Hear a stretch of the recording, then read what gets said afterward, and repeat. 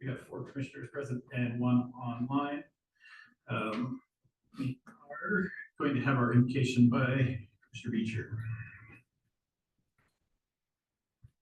Our Father in heaven, we're thankful for this opportunity we have to be here this evening in the capacity of Payson City Planning Commission. We're thankful, Father, for all our many blessings, the opportunity we have to serve in this position. Please bless us this night that we'll consider the items brought before us in a meaningful manner, that we'll listen to the discussion and everything that goes on, and make decisions that are best for the city and the residents here. Bless us again for all we have, and this we say in Jesus Christ. Amen. Amen. Thank you. All right, next item is the consent agenda from the previous minutes of March 26, 2025. Since I wasn't here, I will defer to those who are here to decide if those were accurate or not. Okay, so, any discussion on those? No, it's good. Okay, take a motion to approve the minutes. Motion to approve the minutes. The motion, I have a second by Commissioner Adams. All in, well, we're gonna do this roll call because we have Bob online, so we're gonna go roll call. Commissioner Hamuli? Yes. Feature. Yes. Commissioner Frisbee, yes. Commissioner Adams. And sorry, Bob, I'm working on your last name. Getteborg. Okay. Yes. Yes. Okay. So get those minutes. We're good there. And the next is our public forum. So this is for any items that are not on the agenda. If you would like to address about something not on the agenda, you're welcome to step up to the microphone, give us your name, and share your thoughts with us. Hey guys, my name is Michael Ross. This is my wife, Brandy Ross. You can come stand up here. Are you guys familiar with Jay Lane at all? A little bit. Jay Lane. Down in the dip there. Yeah. Yep. Yeah, so we've lived there since 2019, and we tried to keep our part of the wash, the spillway that's right there, nice. But basically what we're trying to get done is be able to use a little bit more of our property. And I understand there's an easement there, but we were hoping that we could somehow shrink in the easement or come up with some kind of plan where we could put a culvert in, because it looks really bad back there. You guys have to drive by it sometime and see. It's really bad. Yeah. There's drug paraphernalia back there. Just last week we had to have some officers come out and pick up some needles that we found back there. We've got a daughter and a 1-year-old son. Yeah, so really we'd like to be able to use more of our property because our backyard is so small. And the easement's pretty large, and the culvert that's right before the easement is probably like a 10-foot culvert. So I was wondering or hoping or thinking that we could shrink the easement. And there's also right at the end of the spillway, they're building a brand new subdivision right there. So it's, to me, I'm like, well, why can't we shrink the easement? That spillway would go right into this new subdivision. So that's basically what I'm trying to raise tonight. Okay. That's probably an engineering question. Does staff have some feedback that? I will talk with them after. Okay. Walk out and give them some information. So that'd be good, because that's probably a little beyond what I can we're provide for you. I know And our engineer is not here tonight, so we're above our pay grade too. Yeah. So But yeah, Joe can probably give you some feedback there, so we appreciate you bringing it in. Thank you. So, thank you. Is there anybody else would like to address us for items that are not on the agenda? Okay, seeing nothing else there, we'll move on to our action items. This item 5.1 is a review and a decision, so we're not making a recommendation on this one. We are making a final decision for the subdivision plat amendment for WICP. Their request to amend the subdivision plat for Payson Tech 3 LLC to consolidate the 2 portions. And Michael, do we have a presentation on this, or? No, and my computer decided to freeze on me 10 minutes ago, so Okay. I'm using Marty's computer. Okay. They set the stand on.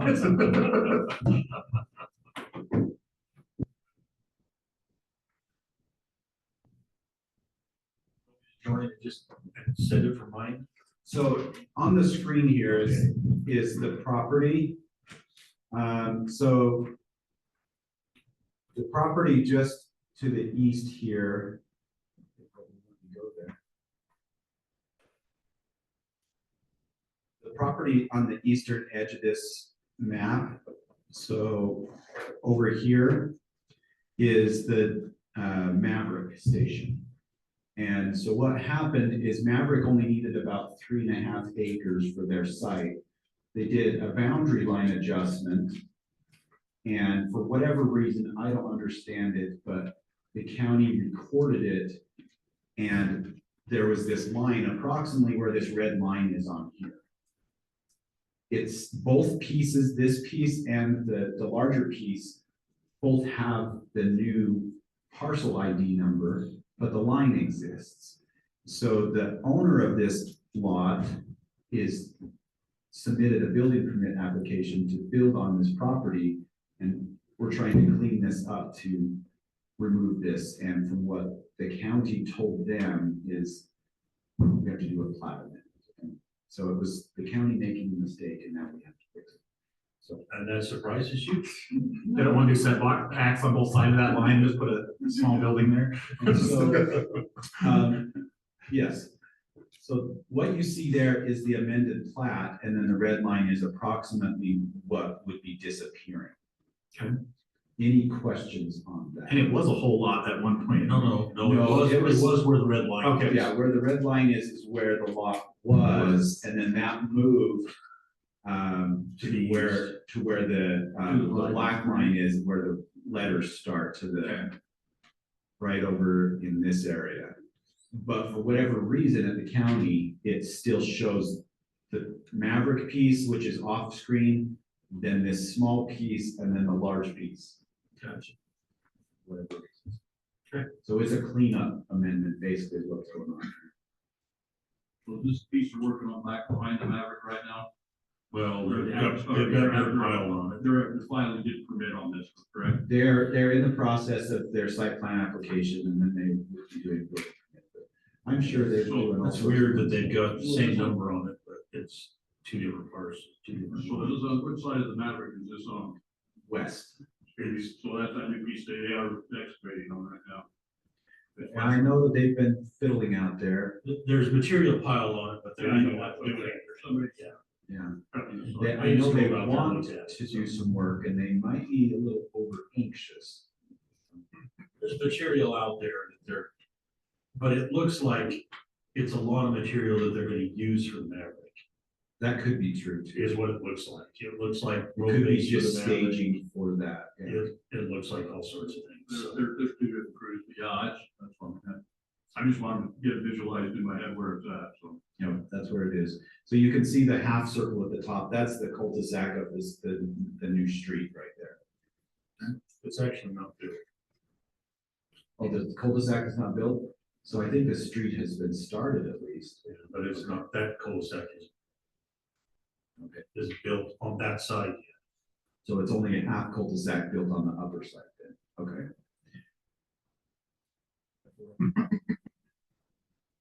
Half cul-de-sac. Half cold. Did you say half cold? Yeah. Oh my,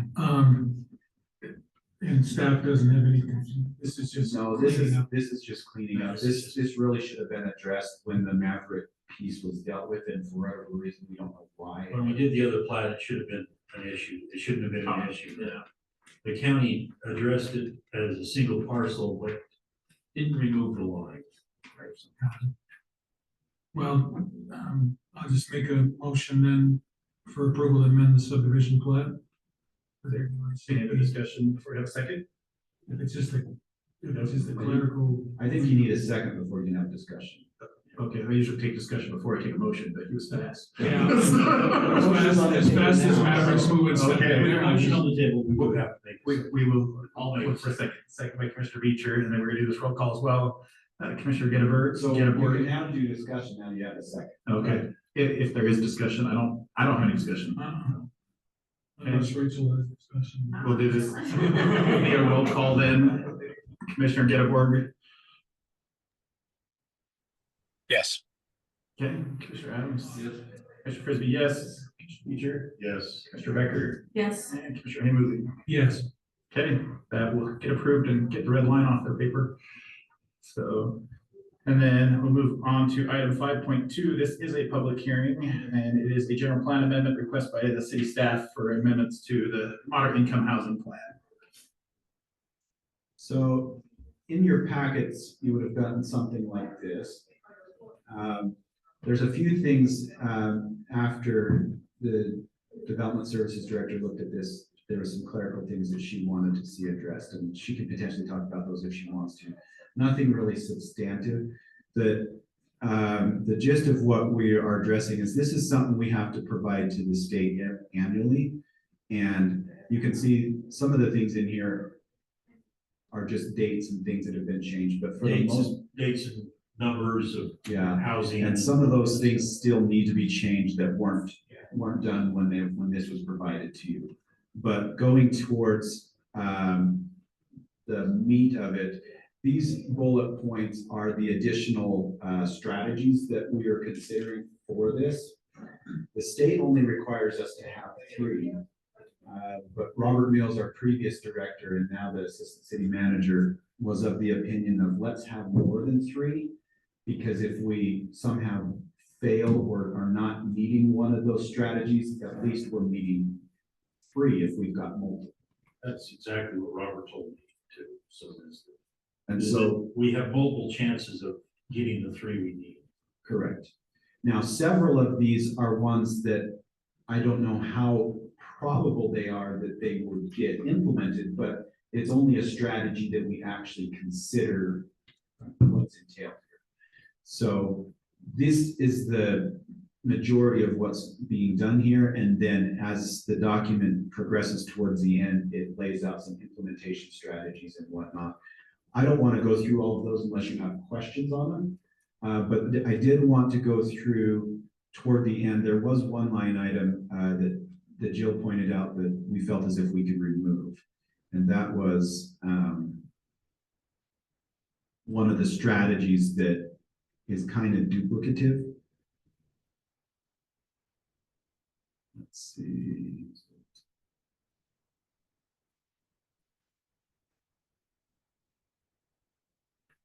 Oh, it's like on One of the broken. It's that one. implementation bullets. It's the first bullet of it. So this bullet right here,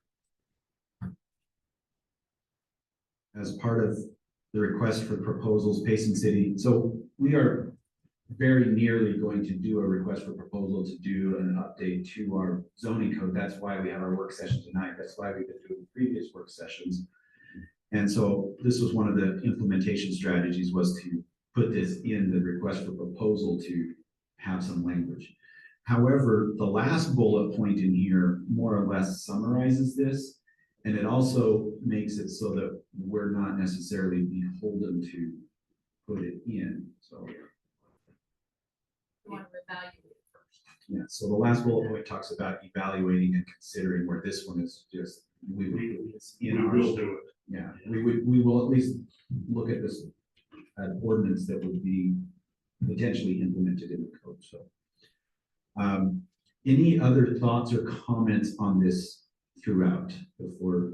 In my reading of it, as you said, there's some that would be highly unlikely in our current climate to be implemented in any way, shape, or form. But I think they're wise to have in there because they're actually good things, in my opinion. Until the state further does stuff that I don't want to go tell, but until the state does something, all we are required to do is to consider these things. And so these being strategies to consider, we didn't feel as if there was any harm that we're at least considering them, talking about them in public meetings and getting feedback. It doesn't mean that anything's implemented. It just means that we're considering. Well, that's like I said, to me, it looked like several of them were very good strategies that we ought to be considering, but probably won't happen in today's climate. And some of them were very near to implementing anyway. Right. And so it makes sense to be one of these strategies and then we get credit for it. we can check that box. That's right. Other comments?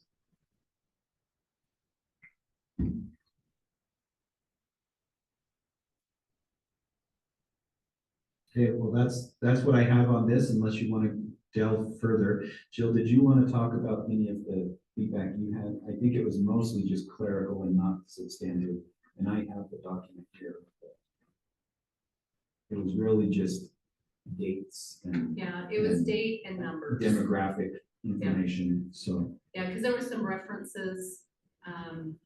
We used some 2020 numbers, mentioned 2024 projection or numbers, and just wanted to make sure we're consistent throughout. So most of the rest were clerical and just making sure that we're being consistent throughout.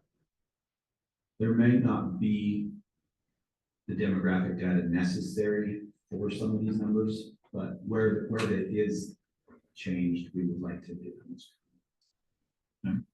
Yeah, my thing was read through, was just, I started thinking, well, how are we gonna implement this? And I was like, well, wait, I don't have to think about how to implement it, I just have to think about, are we considering implementing it? Well, and that's what these bullet points Right. are, is potential implementation of the strategy. And then obviously, if the strategy is implemented, it's gonna have its own procedures of how it's gonna A come. lot of time to actually develop the actual strategy once Right. you go with it, right? So, We're committing ourselves to getting some of that done this year though, as far as evaluation, so to Right. meet those benchmarks. But yes, we're not looking at approving an ordinance tomorrow. right, But yeah, but there's still some marching orders, I guess you could say. But this checks the box and gets us the form submitted and Our plan is that we want to be compliant with the state, and we feel as if that this is more than adequate to make us compliant. And aren't we, way early on getting this turned in, isn't it? Like It's August? due August, but we suspect it'll go to council, In May, mid to late May, and then we can submit it to them, and if they have problems, then we can do some amend it. additions. Yeah, I'm glad to see we're ahead of the game instead of waiting till August. to do this. They'll tell us something else has to be added. So kudos to you guys for doing that. So okay, this is a public hearing, so we need a motion to open the public hearing. So moved. second, And second, Commissioner Hamerly, and we're gonna do this by roll call again, we'll start with Commissioner Hamerly, yes, Commissioner Becker, Yes. Commissioner Beecher, Yes. Commissioner Frisbee, yes, Commissioner Adams, and Commissioner Getteborg. Yes. Okay, we have public hearing. If anybody would like to address us about this item and the amendments to the zoning ordinance, you're welcome to step up to the microphone. We'll put it back if they want it and share their comments. Do you have any comments to share? Okay. Don't see any other public, then I will take a motion to close the public hearing. so moved. Motion by Commissioner Hamerly. I need a second. Second. Second by Commissioner Becker, and we'll go roll call from the left. Commissioner Getteborg, Yes. Commissioner Adams, Commissioner Frisbee, yes, Commissioner Beecher, Commissioner Becker, Yes. and Commissioner Hamerly. Yes, Okay. Any discussion among commissioners before we make a recommendation? I move that we recommend the general plan amendment for the, come on, brain, turn on, modern income housing plan, to be recommended to the city council for approval, that they, look at it, and if acceptable, pass it on to the state. second, Okay, and they have a second by Commissioner Hamerly, and then Jill, you had a comment prior to. With Would the, you with the include additional to modifications. direct staff to make those Dates and years. refinements Yes, the And- additional, and to do. and to delete that one paragraph. Yes, thank you, I will do that. and that's why his brain Motion's stopped. been amended. Do we still have a second on the Still motion? second, yes, Okay, second on the motion, Commissioner Hamerly, and we'll start on the right, Commissioner Hamerly, yes, and Commissioner Becker, Yes. Commissioner Beecher, Yes. Commissioner Frisbee, yes, Commissioner Adams, and Commissioner Getteborg. Yes. Okay, that will move on to city council. So, and then we are on to 6. Maybe prior, we've got that commission report, staff reports. Can I just interject something right here before we go to our work session? Sure. Has anyone had the chance to look at the conference that's coming up in May? And if so, is there anyone that is interested in attending? I looked, but I didn't get too committed to going. But is that the one in St. George or is that It's in Logan. Logan? That's the one in Logan, isn't it? And I'll have to look at the dates, because I'm. So, yeah, look at that and get back with Jill. Was that sent just in our email? Did you send that one? How did it get sent? Because I don't remember seeing anything with any dates for it. I thought we just talked about it. Did you? Yeah, send I us? haven't seen any official We, email. we can send something tomorrow. I thought we sent something already, but. Brendan's due. And if there's any interest, just let me know. We've got to look at the budget and see what Yeah. funding we have based on the interest, but if you could, just check and see if there's any interest and then we'll go from there. And the reason why I brought that up is for the next little plug I wanted to do. Commissioner Getteborg is brand new, but we want to do Planning Commission 101 type of training for our next meeting. And so our plan would be to potentially suspend our work session next meeting and just do a training. And so even if you're not going to the APA training, at least we'll have some training here locally. So, and then we've got our new city attorney that we're gonna lean on eventually in the future for some training for him as well. He's official now, isn't he? Official. So, but that would be a reason why I bring that up. So anyways, sorry for the deferral. Nope, that's good. So I think I get emails because I went to one of the conferences, so they send me the emails. I don't think they're coming from the city. I just get them because If you Been- registered. I've been to one of the conferences, so now I just get the emails as they come out, so. Yeah, I think that's right, too. Yeah, okay. Okay, we will move on to the 6.1. We're not really set up for a super work session. We're staying up here for, Yeah, might as well stay there. Didn't see the extra seats down there, so we'll move into, It never recorded very well last time. Actually, I think the audio was non-existent, so. My biggest problem is, again, my computer froze and I don't have the PowerPoint on this computer. So, quickly pull up what we were going to talk about.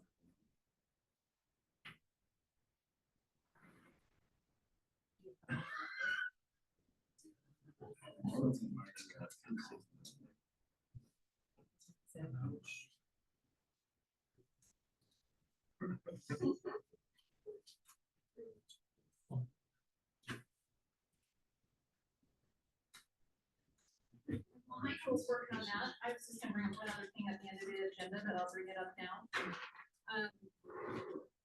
At your next meeting, we did talk about next meeting. At our next meeting, so we do have a new commissioner, as you recognize. At our next meeting on the 23rd, we would invite you to come at 5:30 instead of 6. And we would like to have a little farewell and welcome gathering. And so that way, before the regular meeting, we can come and we can wish Blair well with his next adventure, and we can welcome Bob, and we can do that without the pressure of a meeting. And we will have some food. So, because we know that, it's hard, you're getting home from work, you're trying to get here, and so just know at 5:30, we'll have some food for you. And we can talk with those commissioners before the meeting starts. it's right here. Marty's on top of it. I shouldn't even ask. The only one that hasn't signed is Kevin. Order.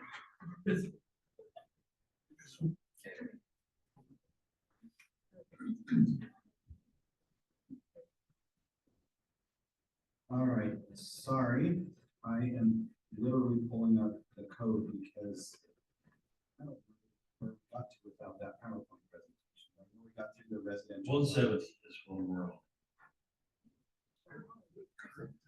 Wow. Well, that's because I pulled up his email from 2 weeks ago. I wish I could pull my email.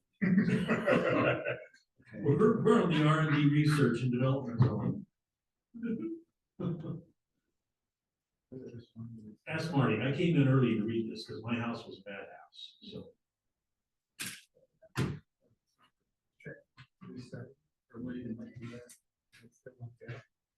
All right, so the research and development zone, any thoughts on that? I don't think we actually use it at the present moment. I couldn't find any zones with RD. We have not assigned it to any real estate. We had some properties on that years ago, but it's Because was that kind of the intent of the business park, really was kind of that type of zoning, wasn't it? And so it's kind of a little bit of an overlap between the Yeah. business park and the R and D type. They're very similar, but there is some differences. Yeah. But along that line, you know, Do we need both? do we see an opportunity maybe in some growth areas of our community that we could have a tech park or an R&D park or something like that? Because it still may be a useful tool, but it might need to be modified. from its current. I think it's different than the business park, but we never implemented it. Like you were saying, I think it's more of a tech park style Okay. zone. That's what, reading it, that's the intent of it is, it looks like. And I don't see any reason why we wouldn't want to have something like that, but if so, that might be the next step, is locating property that would be ideal for this. But diving into that at all, is there anything that doesn't make sense or anything we should call out?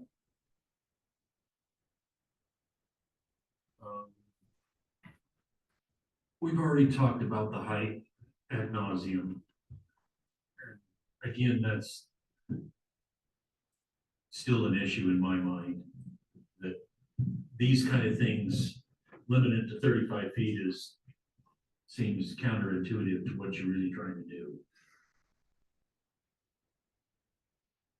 You have a lot of, like you said, there's a lot of variance between your heights with your commercial building and regular house building, and then you gotta consider the peak of the house, whether you got a 912 or, you know, 412 pitch on a house, right? That's gonna create a height difference also. Well, and our code already addresses that.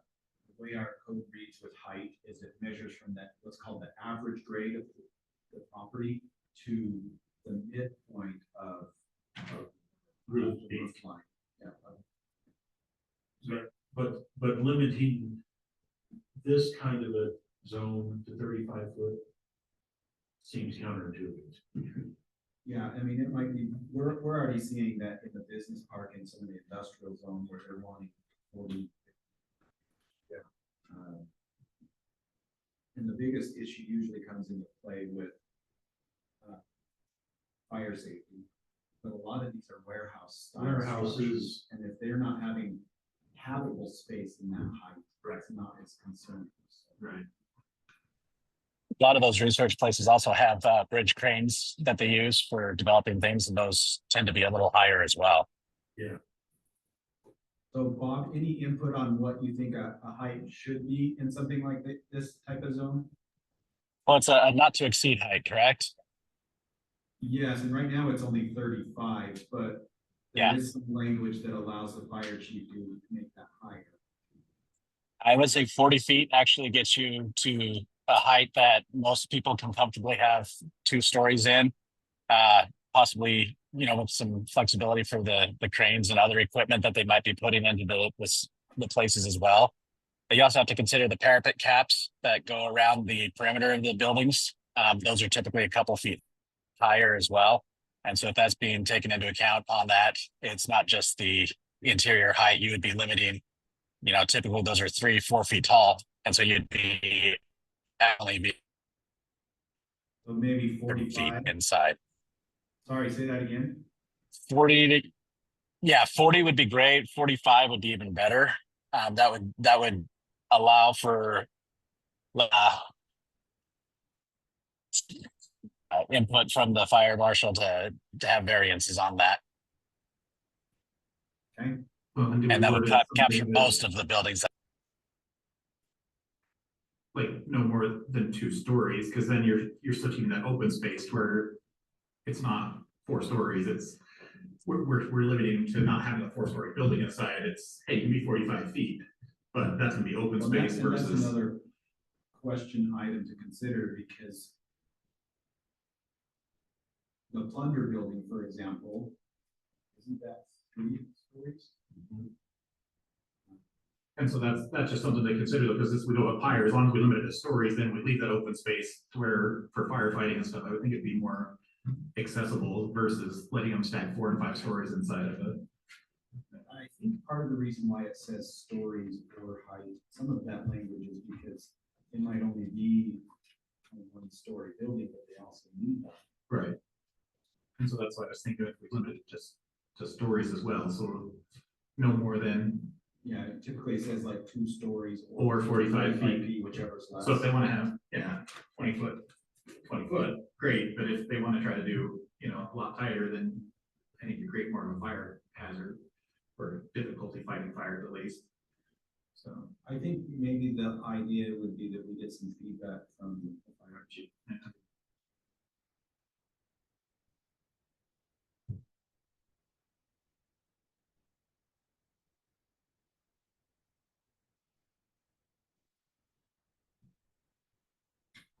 Speak for clarification too, I know that you talked about some other non-residential zones, and we talked a little bit tonight about the business park zone and the difference between, and I think a research and development park, I think you're bringing in a different type of product. I think that's where you're looking at office and, for lack of a better example, and it's just because it was on the news recently, Vineyard announcing that the Huntsman Cancer facility is gonna be built in. I think that's the type of use that you would see in an R&D park. Which is probably 3 and 4 And stories. then I think you might even be looking, More than 2 stories for yeah, sure. so, And that's part of that it's counterintuitive, is that an R&D park to me is, yes, there is a warehouse associated with it or something like that on an individual property, but there's also some office space for those researchers and labs and things like that. And going up's better than going out.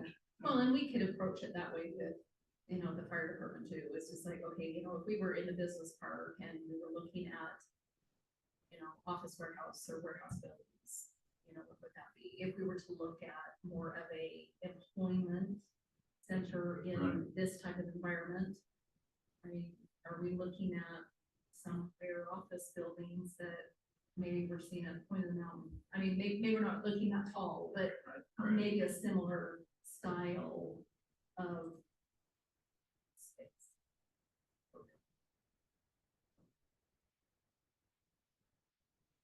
So we haven't talked about uses, but that will be something we'll look at later with that appendix A, because that's where most of the uses are identified. Any other thoughts about the R&D zone? Minimum lot, for example, 5 acres. Is the lot size 5 acres or is it the It's 5 zone? acres. It's It's a 5 minimum acres. lot area. Oh, okay. That, to me, that seemed like a little excessive, and then the other thing that seemed excessive is that hard surface can only cover 50% of 5 acres. That, Yeah. we don't need that much green space around an R&D building, in my opinion.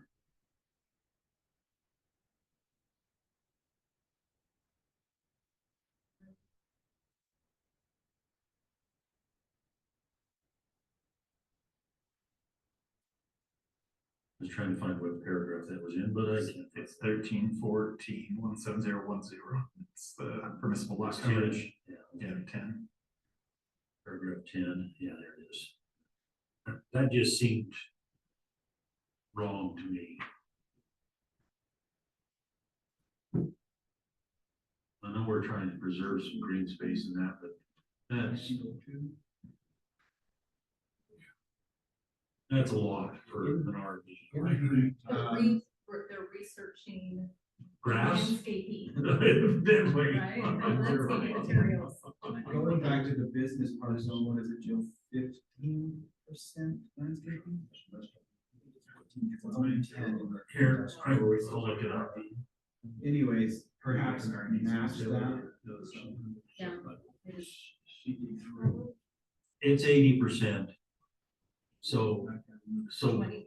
yeah, so 20 of it is, and that seems more reasonable to me for R&D. Yes.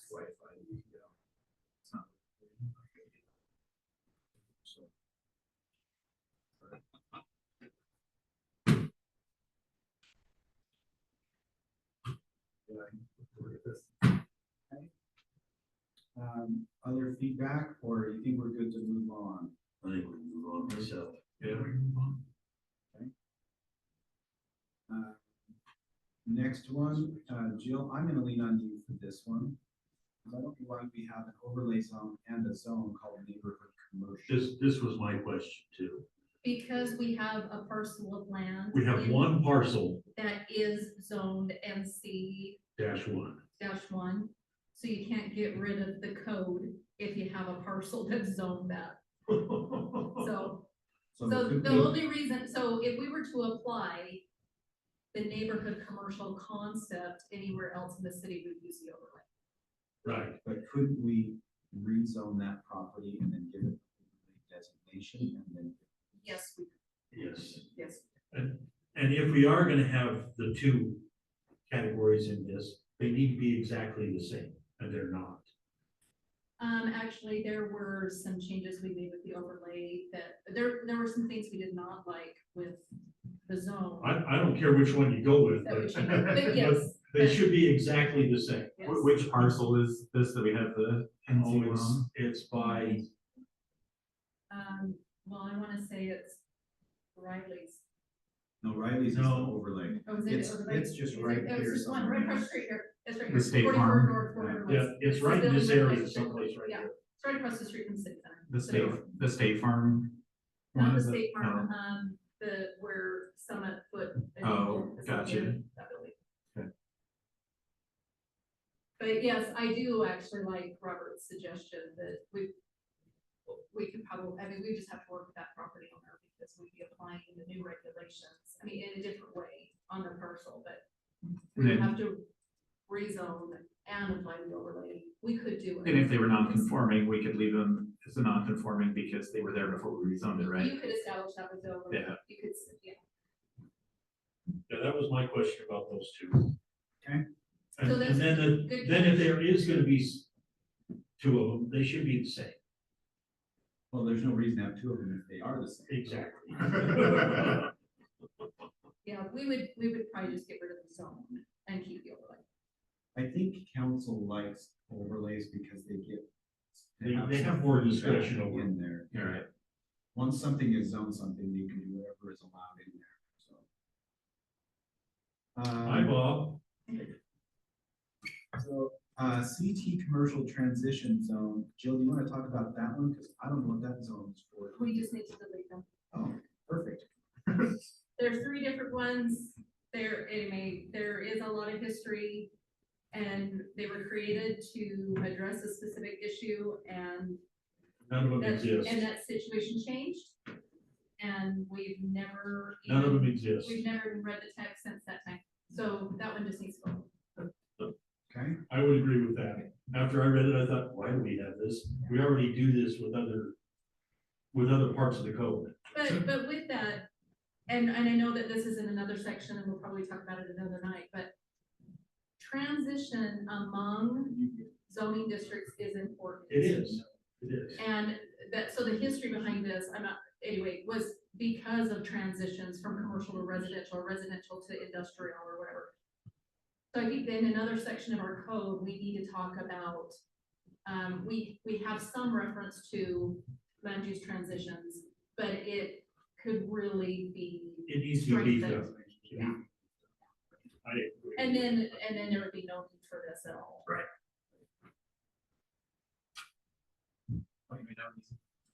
It's really. Delete. so I'm just gonna put the note to address land use transitions throughout the code. Throughout the code. Perfect. And then I can take it on too. Have an application walk in next week that wants to use that zone and like, no, you can't do that, we're trying to get rid of it. Well, and we're not talking about, we're not talking about, let's see, where are we not talking? We're not talking about it, they deleted it. We're not talking about, That was so 2 minutes ago.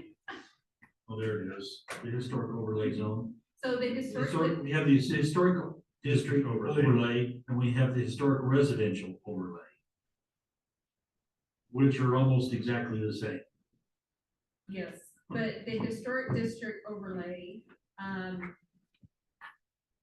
we were anticipating to change. So some of you may recall the work session we had with the council a couple months ago, talked about the North Main corridor. Right. As part of that effort, there was proposed changes to the historic district overlay. They have not been adopted. That ordinance has not been adopted yet. We talked about it in a work session. Based on that conversation among the Planning Commission City Council, there was some additional refinements that were suggested or needed to be made before we brought it to this body and to the City Council for adoption. So with us looking at a code rewrite, it would be a good opportunity to then revisit that code.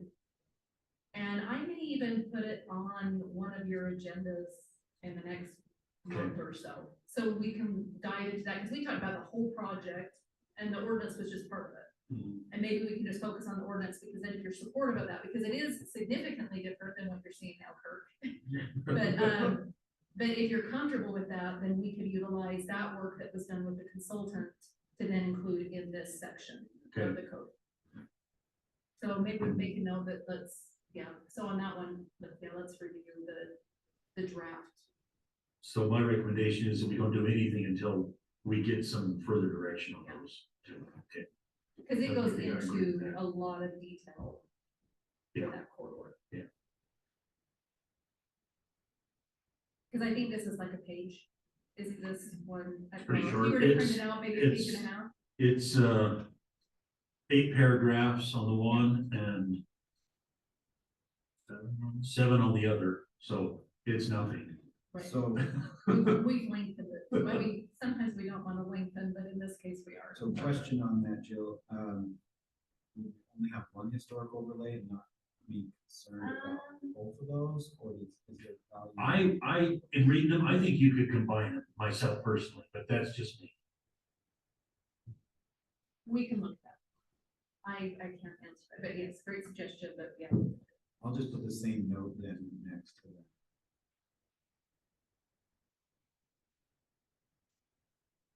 And a recommendation that staff also had with this is we have registered our historic district with the state. We should vote. And yes. So this State Historic State Historic Preservation Preservation Office. Office, Yeah, yes. so for those of you that don't know the acronym of SHPO. But anyway, we would probably include that maybe in the code also of the boundaries of our historic. That's district. probably a good idea. Jill, what about the agricultural protection overlay, which also has not been used recently? So the purpose of this is, and we've only applied it once in the city to a property in the business park. So agricultural protection is taken care of at the county level. But once a parcel is annexed into the city, I'm gonna get this wrong, but it is recommended that the city have regulations for the agricultural use. I mean, if they still qualify with the state, they can still have ag protection, but once it comes into the city should actually be taking an action on that. And the agricultural overlay or the agricultural protection overlay is our attempt at that. And like I said, we've only applied it to a property in this. The other ones have just chosen to just work with the county, like the sod farm. Sod farm is in ag protection. And they have their ag protection. But the one in the business park, the county was, okay, so with the sod, just to show the difference. The sod farm was in ag protection before it was annexed into the city, so they already had a file. Utah County was administering it. The one in the business park had already been annexed into the city for many, many, many years, so the county was saying, we're not gonna process an ag protection because it's in your city. And so we needed to have some regulations to allow for that. So it sounds like that's something that needs to stay, but it's not. Any feedback on that after looking that one over? Now that I understand it better. So I'm just curious if this would be something that applies to like the slaughterhouse up by the Kangs. It talks about signs, sounds, smells that are associated with. That is a conditional use. That is a conditional use. Yeah. And that's a lovely subject of conversation. We do not want to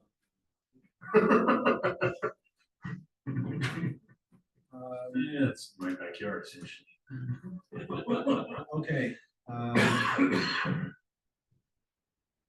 The infill overlay, this is one that we use quite often. Any feedback on that, having seen several public hearings and looking at the infill overlay for different uses, to clue you in a little bit more about this, this one is really what allows the city to reduce setbacks, reduce lot sizes, reduce frontage, those sort of things, so that property can be further subdivided and or developed. Especially in the old part of the city Correct. where we Existing have neighborhoods. narrow, deep lots, for example, or things like that. I like it. I like this to be able to do that. The only thing that I think could have a little more clarity is maybe have some criteria or something in there that talks about when a flag lot is preferable versus a cul-de-sac, and give us a little more direction, because it's usually just hit or miss, and we usually just tell the applicants that council discourages flag lots, but you're welcome to try. And we've approved quite a We have few approved- flag lots, we have because it's approved really the flag. only way for those lots to develop. It depends on the configuration. Yeah. Right. And that's the challenge that we have as staff to expand on, Michael's, is flag lots are discouraged because then they create an inner block development pattern that may work short term, but not long term. So when he's saying cul-de-sac, because when you're looking at the one person, you're like, oh, yeah, this works for their deep lot. Right. But if you were to look at it from a block perspective, and you see how that everybody else around the block Yeah, and so isn't using that interior space, there might be a better infill development layout to better utilize all of the interior space, not just parcel by parcel. So I agree with Michael, we need some clarity, because I think there's other infill options, but they need to be defined better. defined in this, and that provides a better ordinance for Michael to work with when he's having a property owner or an applicant Now, approach him on it. okay. After this now, where you're talking flag line, now, if we've got a couple older homes like that, and we've got a chance we can bring in and make, like you say, make a cul-de-sac, if you could get a couple property owners to kind of do that job. you could Put something like that in the language. Yes, and that's what I want to further define. For example, a cul-de-sac may not work in many cases, but sometimes a private road might work. Maybe a That's still more small preferable private than a drive flag lot. Yeah. that ties into two city streets type thing. Just ties in and you put two houses back there with a little private lane, like you say, yeah, that's. Yeah. Out there, Saratoga, they're running, with a little lane going in, you get your two front houses, then you've got three houses back behind. We actually discussed this a little bit in a planning commission meeting when the gentleman came in to buy his property, and then somebody had always used his lot to get access to Right, that. yeah. And so they Yeah, were it talking was- about that, but ultimately that the one gentleman had no right to use the other. That's guy's right, lot. right. But it did potentially make some sense that there's enough property back there, maybe a private drive or something would be. But see, I think on that one, we recommended that it actually be a cul-de-sac, didn't it? I think it was a private drive cul-de-sac. Private Yeah, or drive cul-de-sac. Hammerhead or whatever. Yeah, that's what I remember, or Hammerhead or something like that, so. Now, something like that where he's got that problem where they built that, carport now, what's our language on that? That's where I was gonna say more, but I didn't want to overstep my boundaries on that, because I mean, you got to have your 12-foot on setback. That's another one I don't wanna talk about. Okay, well, that's what I was, no, Because there's a lot of it in the city. yeah, I mean, I see that, but I mean, where he's throwing that up, well, I haven't got access, well, you're the one that built the garage. Correct. You're the one that actually, you messed yourself up. And It ain't honestly, the that's, guy back that's there. part of the reasoning why lots, we recommend having that access to the back of the property. Right. And that's why our setbacks say like 8 feet and 12 feet, and the 12 feet is intended to have a drive aisle to get to the back if you have a detached garage or something. Yeah. And people don't realize that because they think of the here and now, and they put up a carport over the weekend, and next thing you know, it's enclosed, and now it's a garage, you know, all these sort of things. Well, he's got a drive-through garage, but he couldn't get a RV through it. Somebody did that. Well, that's why I was curious, should we just leave that alone, say, well, you have got your 12-foot offset, that's kind Well, of you, not that's the on situation, the neighbor? that's a situation where that individual created that hardship for himself. Yeah. And I don't think we can code that out. he was getting the benefit of the other person's property for access, but when the other person decided to subdivide their property, they don't have to give them access. Yeah, that's what I was gonna say. Unless they have some legal agreement, then they're. Right. Yeah. Unless they have an easement agreement in place or something, then that's not gonna work. Like I said, I just, whether I should expound more on that or just left like that is. No, that was the right way. I don't think.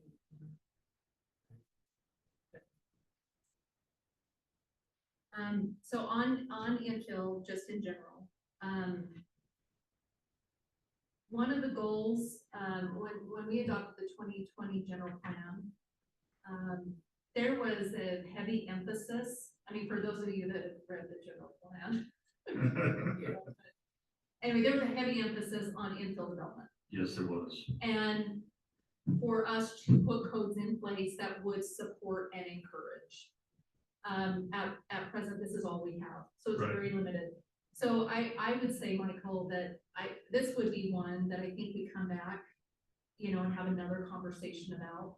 And dive in a little bit more. So if there's other communities, older communities that you've seen, or somebody lives in a neighborhood where you've seen maybe some infill development happen, Provo's really good at doing Provo. infill development. Provo is one that I would recommend we look at. There's probably some other options besides, I think sometimes people do flag lots because one is easy. It's really simple. And then, and two, they don't have to go and get everybody in the neighborhood involved. And it's just like, they're just taking care of their property.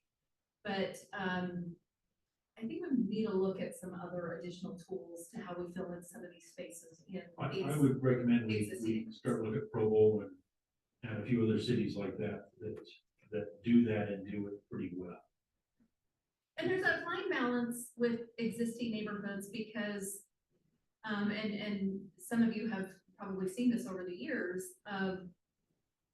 there's this thought that their neighborhood will never change.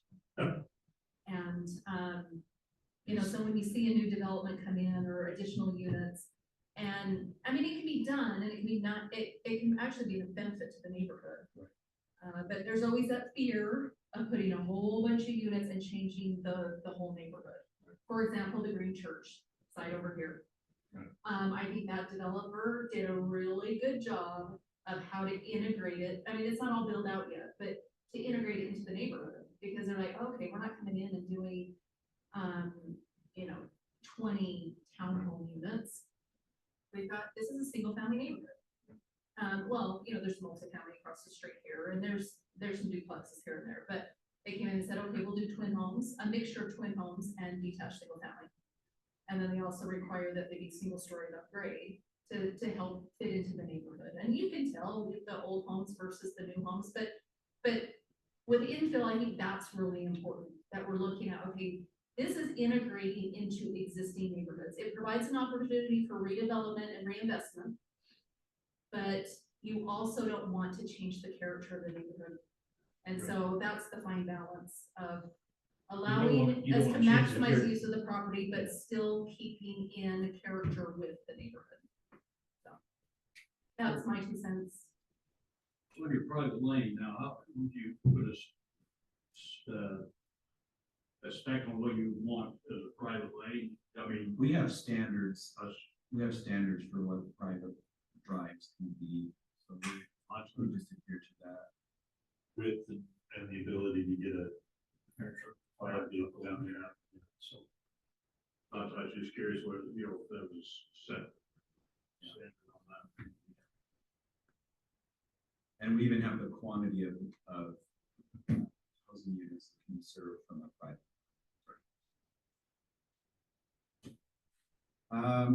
The ADO accessory dwelling overlay, this one is something that we utilized more heavily before accessory dwelling units were So it's one of those that was left Permissible in in all because there was zones. some applied. We've done some before. Yes, we used to see quite a few applications. We used to see quite a few of these. Yes. Well, and we get them now all the time, it's just it doesn't actually, It's not overlay anymore. because state laws also changed, and with state law changing, accessory dwelling units are permissible in every zone that is single family homes. So that was my question, is the ones that we approved would be superseded by the legislation now, so with the overlay zone. Well, that's what I wanted to talk about, because one of our strategies, if you memorize them from our general plan amendment we talked about earlier, was talking about potentially using either an overlay zone or something like that to consider accessory dwelling units, perhaps in commercial zones.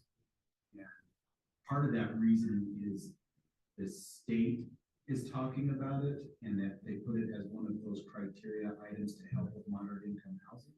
So that's one of those strategies we put into our document that we just had the hearing on. Well, and that ties into the mixed use overlay as well. But we also would want, I think this would need a full overhaul, but we would want to make sure that precedent is given to commercial uses, but we want maybe some latitude there. So that would be where I think we want to revise that. And Jill, did you have other feedback on that one?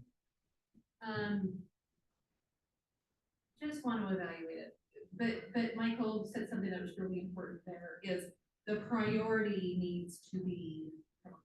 Right. We don't want to see, because the example I gave Michael was when I first started with the city, and we used to allow residential in commercial zones, so standalone residential, like a multifamily project. And is what we saw is all of this commercial properties because the market was supporting residential, not commercial. And so we saw all of this commercial property start to be developed as residential, and it was allowed by code. So we had to take that out because if it's along our corridors, if it's prime commercial property, the priority should be commercial. Now, if there's an existing detached structure, or if there's a little space that's not needed for building or for parking or something like that, then yeah, possibly look at a detached. But again, the priority, like he said, should be commercial. We have to be worded very clearly that it's secondary, as a secondary Or use. accessory? So- Or, yeah, accessory. So would it be something that we would want to maybe take some of these that we don't use anymore and put them into a different category? And just leave them there, but say not used. They're in the not used section. I don't think you can have a not used. Maybe that's not what I want to say, but you know my idea. I think any judge would say, well, you have a whole section of not used. Why is it there? Because they're existing, but we've covered it in other areas. Well, I think just going back to like what we were saying with the neighborhood commercial zone across Right. the street, maybe there's a different mechanism.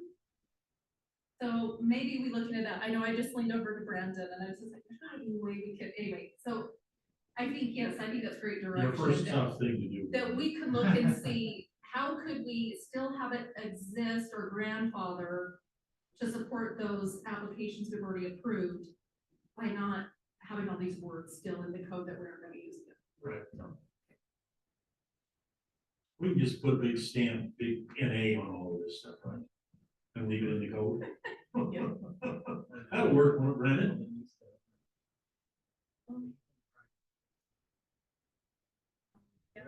That's Yeah, that's what- I that's what like that. Non-conforming use is. I like that. So yeah, there, so There's gotta be a way we can solutions. take care of There's this, right? solutions, Okay. because yeah, this is like the fifth one that we said that, anyway. The It next shows how one, old our ordinance, outdated our ordinance is. the next one, I would say get rid of, but we're working on this one. Yes. So we do have, the front runner coming to town. We do have a new overpass that will be built. This is probably a good one to see some sort of an overhaul, but I would say let's wait, because I think we're getting some suggestions on the, station area plan of densities and things like that, so. I think we need this one myself, Yeah. but we don't, it may not be in this format when we get all set. It may be its own zone instead of an overlay. Right.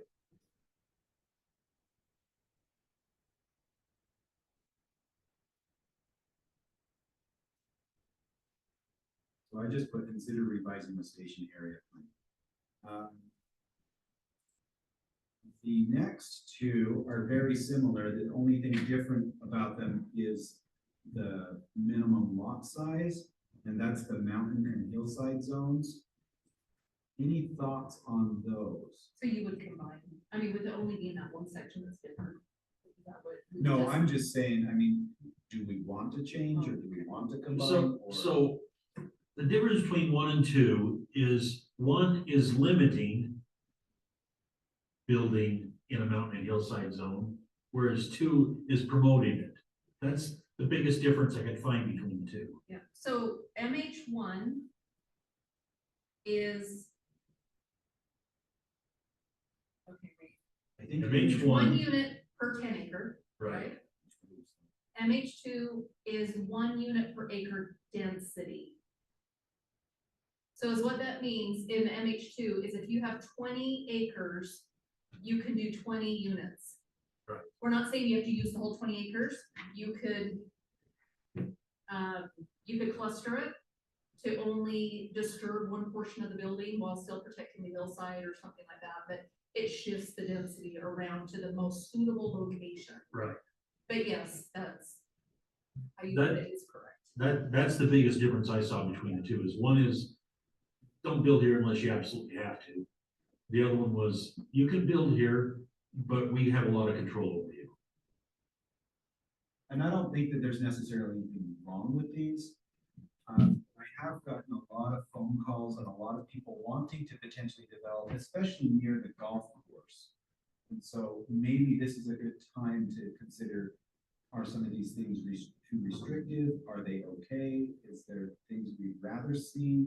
Or do we take that area by the golf course and turn it to the golf course development Development zone? zone, which is the next one, and that was the, We don't have any golf course development zone in the city. we had applied it to the RV park at the golf course at one time.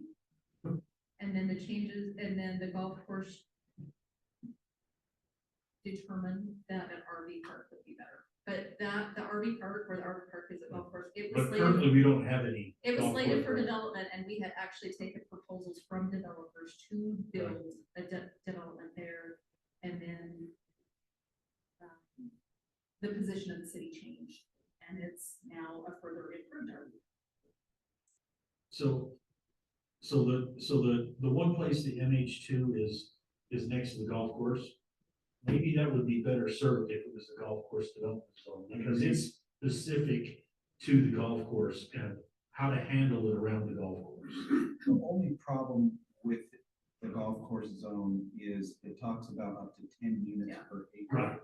And maybe we need to modify that. Cause that made sense down in the RV park. It and down it by- doesn't by the golf course. But it doesn't up on the Those, hillside. those should be executive homes by the golf course. Or I could even see that, so that I think the MH2 allows for like lodges and resort type. Yes, okay. Something like that would be reasonable in that vicinity too. But the biggest thing why I was bringing up the 10 units per acre wasn't the density so much as the infrastructure. We have none. But there's nothing up there. And so I think we have to be careful about when we would use this golf course development zone, because next thing you know, somebody's gonna wanna come and build. Well, they'll just have to, they'll have to bring in the infrastructure. We'll just have to say, look, this is the way it is. There is no infrastructure. You gotta run sewer a long ways. You gotta run water a long ways. You gotta run power a long ways. That's the cost of it. Yeah, and the flip side of that is why, is why the request is always more units to the acre than what the code currently Have to allows, bear the is costs. because the cost. And so that's the conversation we need to have. But that leads me to a previous conversation we had about density bonus. Maybe we should reduce some of these density units per acre. Provide a Say the bonus. golf course zone, maybe it's only 3. They could get up to 10 or 15 or something if If they do certain things. they did certain things. And that might be infrastructure. Yeah. That might be, something else. Maybe they make another 9 holes, whatever. $10 million in golf course development, we'll give you a few extra houses.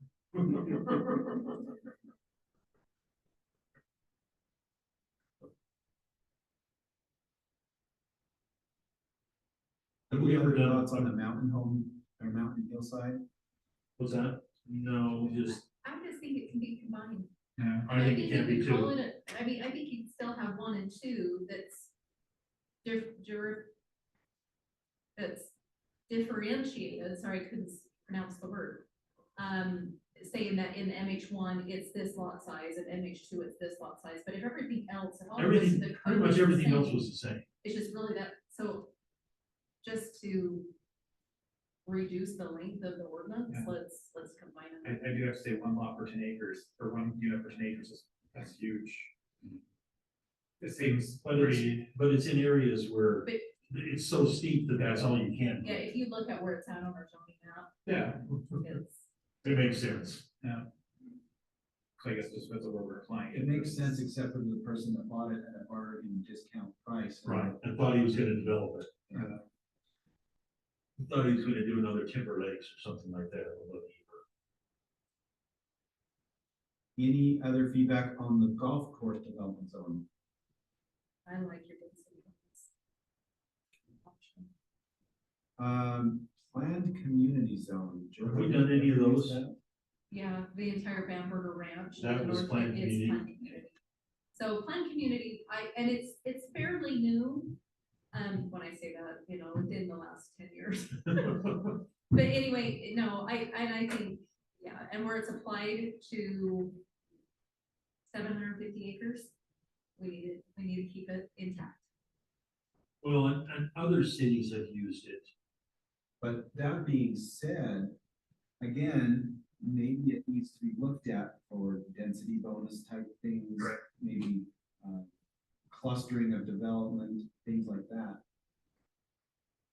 I haven't thoroughly read the planned community zone because I never applied it. But Well, and I think there's already some Well, layers, because you start with the PC zone plan, and it's sort of a Well, and then you high have- level And then you have to zoning, have a specific plan then they for have to have what they call a community plan. a community plan. Yeah, so the Bamberger Ranch, they only have approval of the PC zone plan.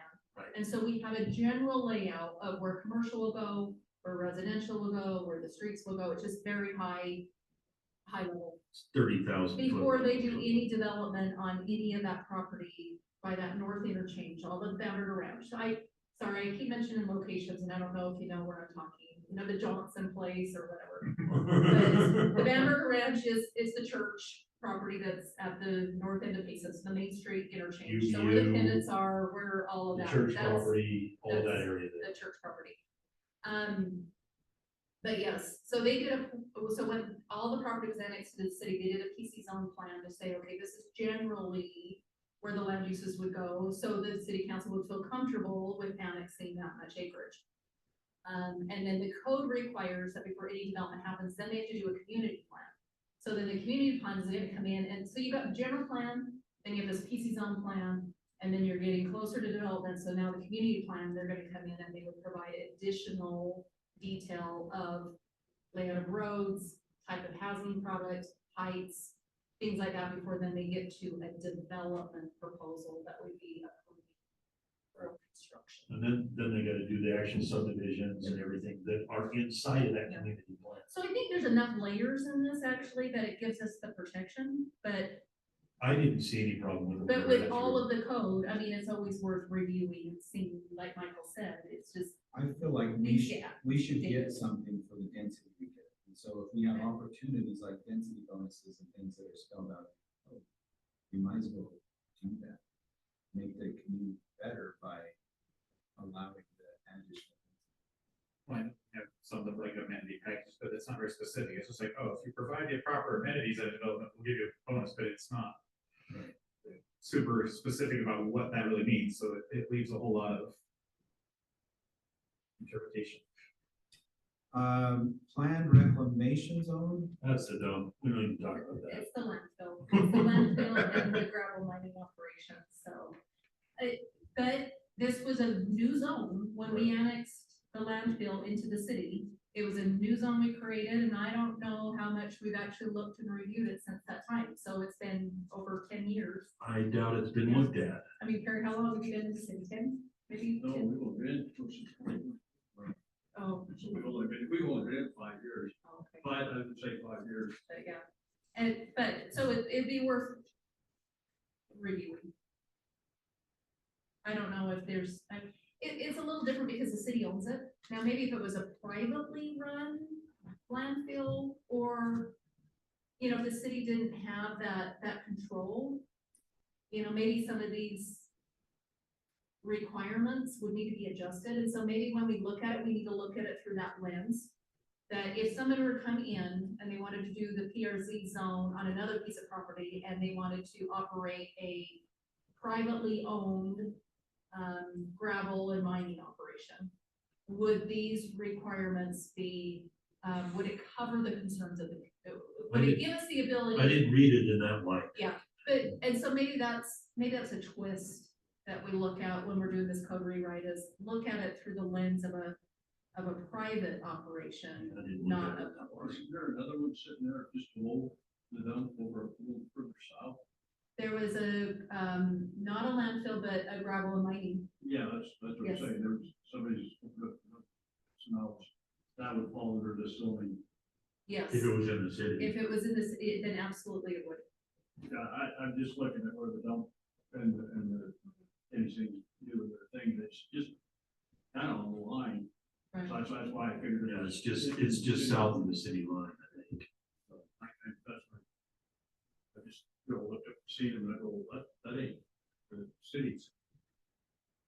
But I see, I mean, it's 10 seems above the hill, where they're doing all theirs, this is a little bit lower to the south. okay? Senior housing facility overlay. I think this has been used a few times. The most recent 55+ community that we had done was by Scott Phillips, and he didn't have this apply. He just willfully wanted to restrict the properties.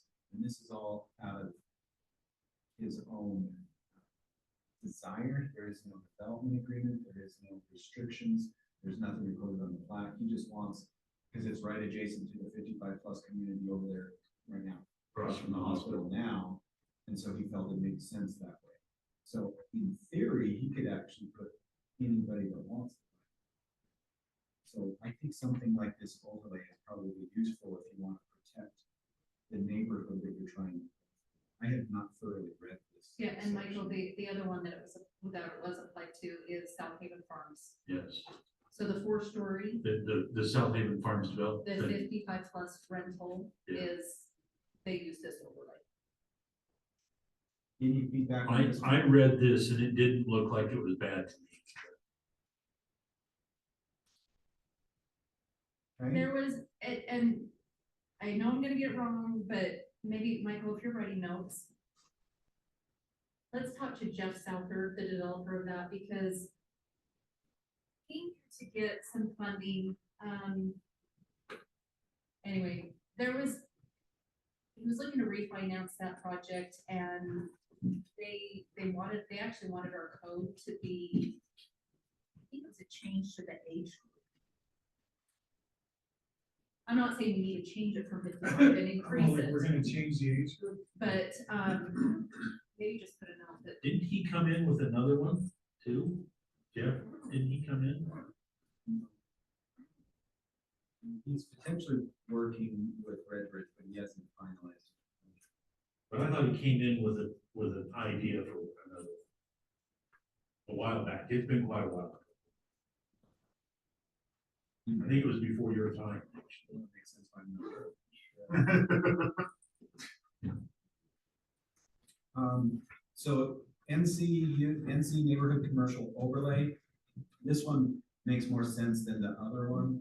And we actually have several properties that are considering this. We've got the LDS church over here that's for sale, which doesn't make much sense being a home that's 30,000 square feet, the size of that church. So that the overlay would make some sense because it's already that type of number of uses that are. Is that up for sale now? Yeah, it was Is it at Ford 400 East, is that where it is? Yeah, I know what. So question, because I know some of these other buildings that they weren't allowed to convert it to, that was part of the sell, was they weren't even allowed to convert it to a commercial use. It could have been like a charity or whatever else, but they weren't, if they were purchasing it, that was, and I don't know if that's part of that agreement or not, but. they've changed their approach. to Okay. that. I think they trying to liquidate some properties and trying to get more opportunities from. Okay. But anyway. I just heard, is what the mayor had heard, is that the real estate arm had changed their. views Policy on it, their okay. policy on that, so. Which, I mean, that's fine, but yeah, so that's why I was just like, it's even an option, because they're not gonna let them use it for commercial use, I don't know that would. That's just one instance, but there's, this has been applied to Riley's Taste of Sunshine across from the high school. But there's other properties where this could potentially make sense, that the LDS Family History Building, that's that strange building on Main Street with the kind of the. That's for sale, you know? Yeah, that's kind of like a half circle turret type of thing there. So I mean, there's several places where this can make some sense, and so this is actually a pretty decent. I don't know that there's anything that I would recommend changing at this time. Martin, anything? We already talked about getting rid of the other one. Right. So. So our next one, which is used fairly often, is the mixed use overlay. Comments on that?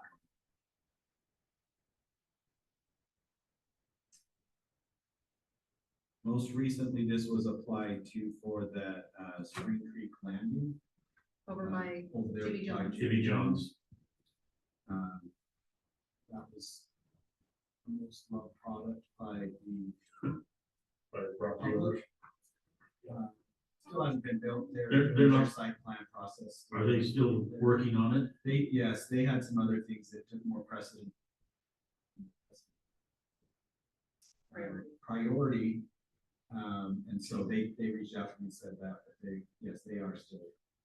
Well, we'll know when it's a priority again, because it'll show up on Facebook and then we'll have like 80 people in here, so. Bob will be excited for that meeting and Ryan will be gone to pilot school. I mean, I can't wait for that. to The come. other places where this has been applied is in the Redbridge development. Pretty much all the property in there that was zoned, the S1 zone, the special highway zone, also has this mixed use. And basically, it's allowing for residential combined with commercial. For the most part, they need to be attached somehow. But it doesn't actually say that in this code. It doesn't? I think this code actually gives them a little bit of flexibility. So, Move that fall underneath your commercial, where it says you have to have it either above ground or below ground of on the property. That's my favorite part of the training for new planning commissioners is when they have, not in my backyard. Discussion or warning to all of us about how that's gonna come up. while Michael's looking that up, I'm just gonna, little training, little education here. But keep in mind also, you have the so overlays. There's a structure of the code of, but we know that every project and every site's a little different, and that's why we have an overlay, because then you're looking site specific. It's not all the zone, and if you meet the check boxes, the decision makers are looking at it of this request on this site, under these circumstances, this proposal, blah, blah, blah, what works. So even if there's some gaps, I guess, in the code, that's what needs to be addressed through the approval process and is part of the final application. That's because we know that you can't catch everything.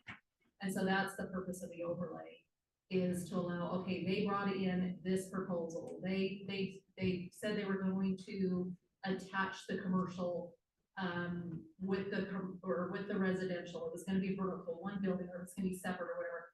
Those are the details that come out of the development proposal and the approval of the overlay. So to add to that, Jill, and that's kind of also where we look for updates from staff, where you have those kind of proposals come in, where then you would say, hey, planning commission needs to look at this particular one of these particular things in the code to adhere to what you're seeing, to either eliminate it or merge it, or say that this stipulation is a really hot topic, right, on people requesting stuff, because then we value the at the time breaking news kind of things, where you're getting those proposals that we can at least visit, looking at some of the code that honestly we wouldn't look at unless staff sees it come to them. Well, we run into that a lot, where it's like, Well, especially like well, you like say, Michael's saying here, it's like, oh, the code doesn't really Right, say that. So right. that's why we have to know, are we in the administrative realm or are we in the legislative realm? yeah, and that's Because the other they're part. two different. And the other thing too is if we're assessing these things every 10 years, and where we live here currently, we want to be able to say that during the time that we served on planning commission, we helped rewrite things that staff were looking at, so that we could honestly say that we served reflecting the desires of those who brought those proposals during these next 10 years. Well, and I'm glad that you look at it that way, because I mean, this code rewrite will be a big endeavor. Well, and yeah, and And, that's, but it can be very, beneficial to the community. sure, and then where we do these things, then at some point, somebody may come and say, instead of saying, let's go look at Provost, someone will say, in the future, let's go look at Payson. Because again, to look and see the front runners coming all the way to Payson, right? After me going to Boston and writing all of these things, right, and the Boston transit system, just to get around for free, to see things during the time that I was there, it's flattering to know that those things come. And yet I know that we're gonna get the not in my backyard people, and I'm gonna go, welcome to the new Payson, the vineyard of, and those kinds of things. But we do represent our points of view on what we don't want to see happen, or like you say, putting in things that people need to consider if you really want to build a Payson, because we're not going to get run over. We want to say that we put our foot down on what we thought makes sense for Payson. Well, and to your point as well, new land uses and new ways to integrate land uses comes up. We actually have a potential annexation if they actually submit an application that wants to do something that's not even like our code. They want to do something what they're calling a form-based code, which really is, you don't regulate the use, you regulate how it works or what it looks like. So any number of uses could be in the building site, but it needs to have this cohesive element with these other buildings near. So just the idea that the city is dynamic enough to consider new things that come about, new uses, new codes, new zoning techniques, whatever. And then the final comment, just, I love at least the way that planning commission in our unity, we look to the staff to see what you're seeing, to just ask you, you know, if we don't know everything that we know, we just say, what's the staff recommendation on this? Or we have people like Kurt and Perry and everyone else that's here that just, if it doesn't rub us wrong, we just say what makes sense for your current work on the staff to help us better appreciate and answer. Because when our names get timestamped on the internet for looking at accessory dwelling and stuff, and I have people from my ward say, we saw your name on this thing. I'm like, really? What did I say? And they're all like, well, you said this. And I'm like, oh, okay. I was probably just trying to motion to adjourn quickly. So like they just ask, and it timestamps the fact that our time and our lives are trying to make better for Payson. And everything that we're seeing in the Times, that I'm not planning on going anywhere until I'm on a mission, right? But it's valuable to me to know that my time every other Wednesday when I'm in the country is serving my best foot forward to just say, this is what is, in my opinion, along with the staff. It's a partnership that I think is very admirable to me of living in Payson. And that it's, you know, it's not combative, it's what do you guys think, and where we all just pipe in. It's an honor to be able to be in a relationship currently where those kinds of things are valued to help us help you, and for you to just come to us and say, somebody's bringing us a doozy, and we're like, all right, let's see what we can do to help. Or So, Commissioner Hinkley, I would just add that when people talk to you about these things, besides my wife, yes. tell them to come, because when they come to the public hearing, it's usually too late. They need to come to these meetings and the public hearings we have on the code so that they can influence what actually will be built in the future, not what's going to be built because somebody put in an application. That's essentially too late. And I believe that. So. So going back, Commissioner Adams, you said something about basement or above ground. That's in our central commercial Yeah, zone that you that's can what I'm do saying, that. would that, it still falls underneath So- that, doesn't it? No, because this is a different code. It's called the mixed use overlay. And the only thing that it says is at least 50% of the ground floor area or equivalent along the primary arterial corridor shall be dedicated to non-residential Yeah, uses. that's- That's the only thing. So in theory, Well, it also you could put a says, lot of residences here. it also says that, under the, permitted uses, under the not permitted, it says single family detached homes, townhomes, duplexes, triplexes, fourplexes, and similar residential structures are not allowed. So I guess that potentially eliminates it. The situation with the Spring Creek Landing, they are gonna do some sort of like condos or rentals or whatever. They haven't decided on whether it's gonna be for owners or rent. That's exactly what they're doing. Yeah. So I guess it's not a townhome, a duplex, a triplex, a fourplex, but it would be, you know, Or similar residential structures. that might We be need to ask something. our attorney what weasel words that means. You know, so like a dumb person would know that. That's to quote Kurt from the meeting. Yes, there's definitely gonna be times that we're gonna ask the city attorney for clarification, but again, with the mixed use overlay, the thing that is so important, okay, one, it's legislative, it's a legislative It is. decision. So the council doesn't have to approve it. No. I mean, they They can set They can come in conditions. here and say, hey, we've got, you know, we met this and this and this and this. City council could decide that it's not appropriate in that location or the timing is not correct. And they could deny it. Even if an applicant's like, well, I met all this. It's a legislative decision. So that's what's really important with the overlays. And then also it refers to a development plan in here, but maybe that's not the correct term. But that's like hand in glove. It's like, you know, you're giving this approval and it's based on this development concept Right. and all of the associated documents, but it Project talks about, plan, project talks about plan a house, approval. you know, a That's what it's housing called. study, it talks about a parking study, all these things that make up this development. Yep. And that's what's being approved, and that's what the applicant has to follow, and that's what Michael deals with day in and day out, especially with Red Ridge. Ladies Is cost making- is here. I mean, Is making sure that it's meeting I like that it. original approval. If that original approval, if they deviate from that approval, then they would have to come back and modify. So that's why all those components listed in this overlay are equally important. Because that's the plan that you're gonna follow, and in Red Ridge, it's 80 acres.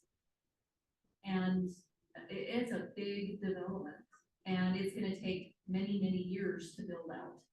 And so that development plan and those associated documents are important. So that's one of my concerns slash grief with this, is the density calculation is wide open, and there's no teeth to it at all. It's like, well, you have to demonstrate, you're like, demonstrate to who?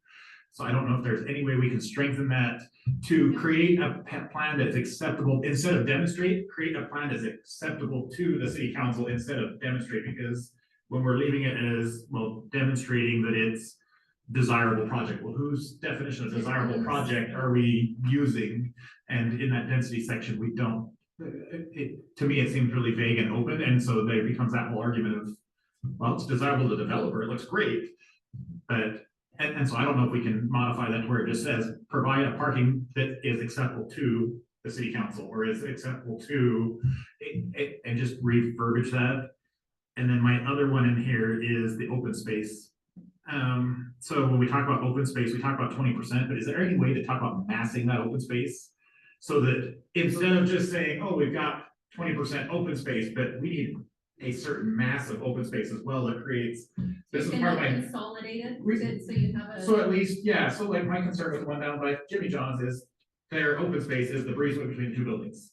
And I'm like, you're putting families in there and we're not providing, and yeah, they meet the requirement because they got the planter strips, they got the other stuff, but can we provide some way to say, not only do you have to provide open space, but you have to have a certain percentage of the project that is a continuous. I'm trying to figure out the best way to word. Well, that. it does say this, the open space within a So more project. of a But design- usable for what then is becomes the, yeah. What it's supposed to, like we talked. It does have this statement, the open space within a project should be integral to the site design, not small leftover pieces of Right. land. And that's a lot of times what open space ends up being, is small And so leftover that's why I was pieces just of trying to land. make that a little more. Let me play devil's advocate to what Kurt just said, because with that Spring Creek landing, part of what they had to do is some land use transitions Yeah. from the single They family did, right. So they residential. gotta build their buffer. To buffer away from the industrial.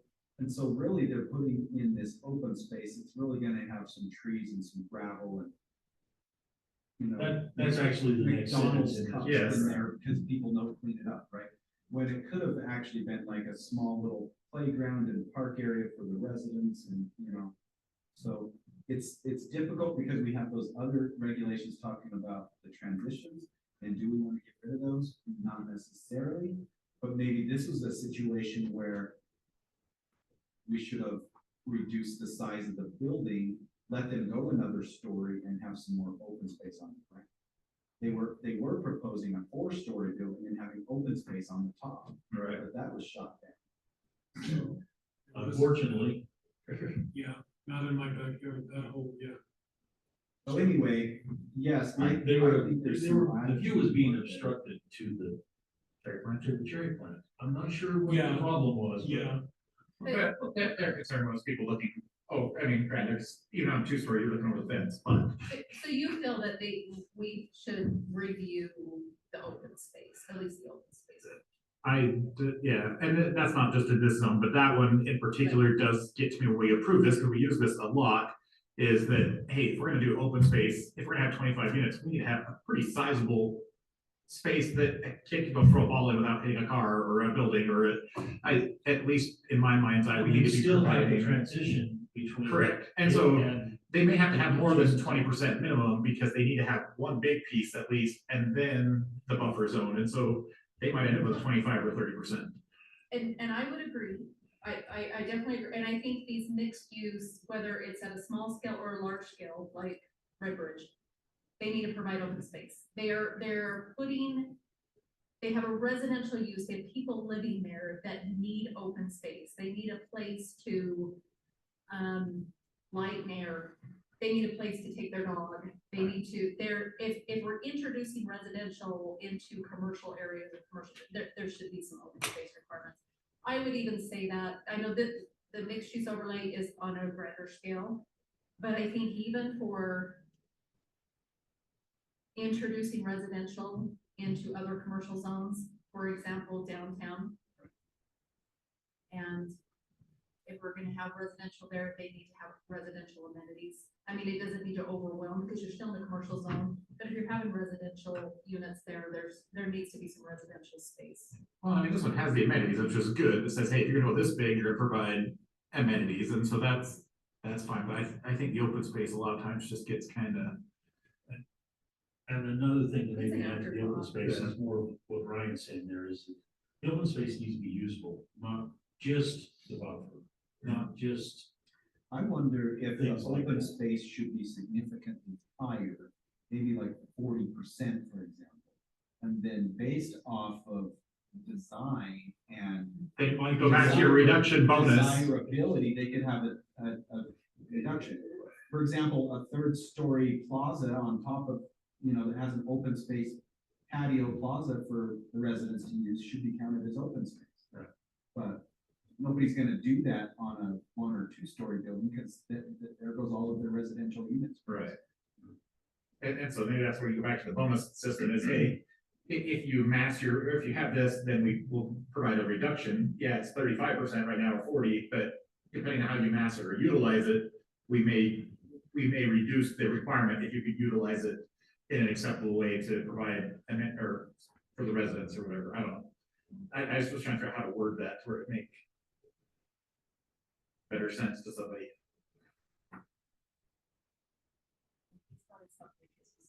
No, I'm just putting down. Oh. Read it, notes, remember? Did you just lose everything? We have to start over? Hopefully that audio came through for tonight. Recording in progress. What? No.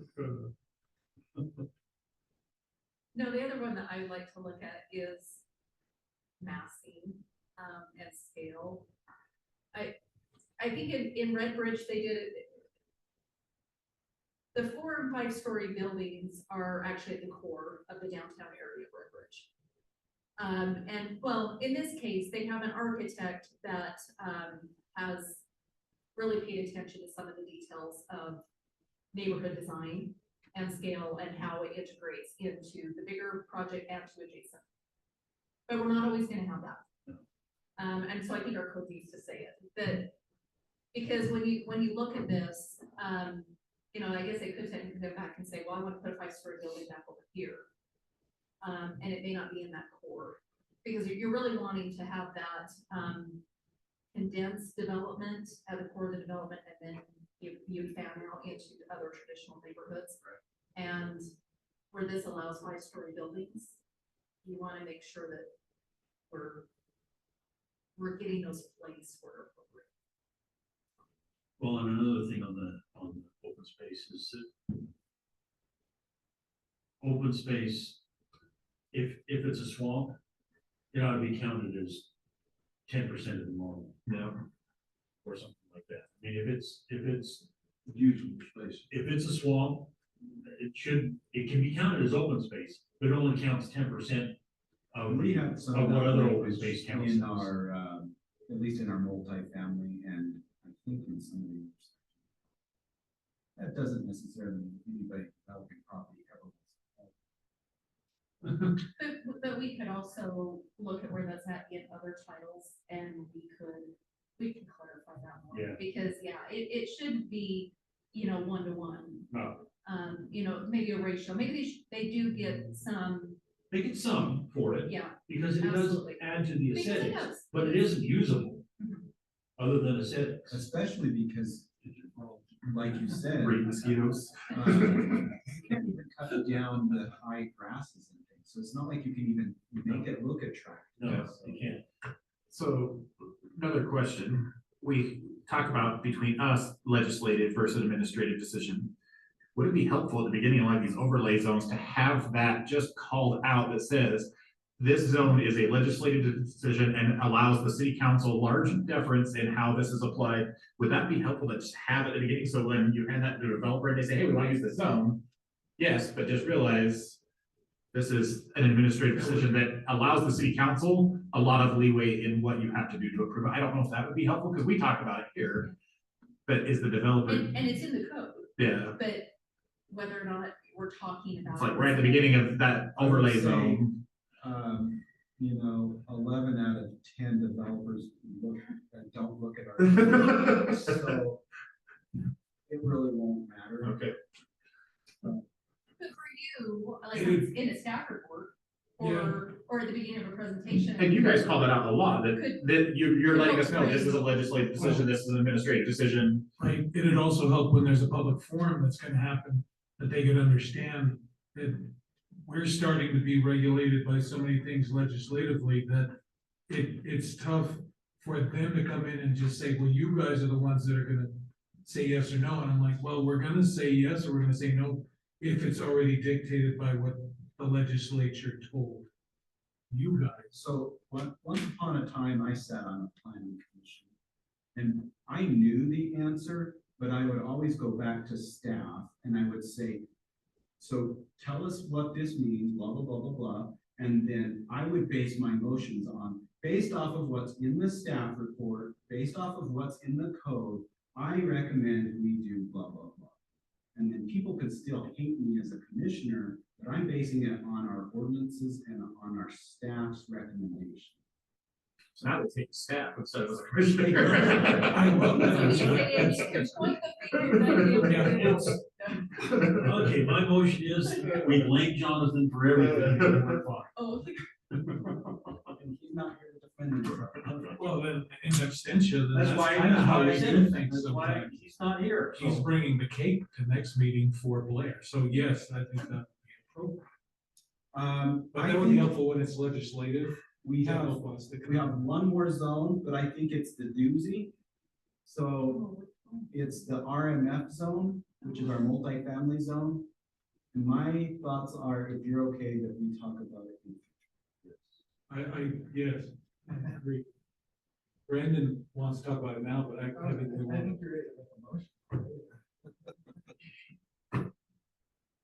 So that's what I have for you tonight. Okay. Thank you. Do you have any other training staff reports that need to be addressed prior to everybody got a chance to sign this for Blair? Blair. Do you want to sign it? I never met you, Thanks, but thanks for leaving so I can come on. Well, he had his chance, he decided not to. I know. It's not like he's being kicked out. No, he chose to.